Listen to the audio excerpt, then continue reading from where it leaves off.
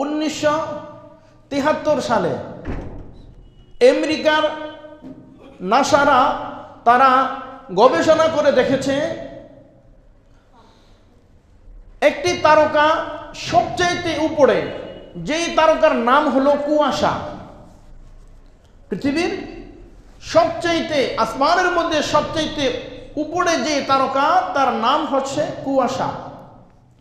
এই কুয়াশায় যদি কেউ পৌঁছতে চায় তাহলে আলোর গতিতে, আলোক বর্ষে 1 কোটি আর 2 কোটি নয়, বলে 1000 কোটি বছর, আলোকবর্ষের গতিতে 1000 কোটি বছর লাগবে সেই কুয়াশা তারকা পর্যন্ত পৌঁছাইতে। সুবহানাল্লাহ, চিন্তা করছেন?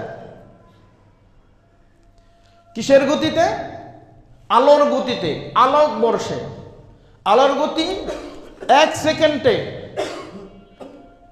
1,86,000 মাইল দ্রুত বেগে চলে।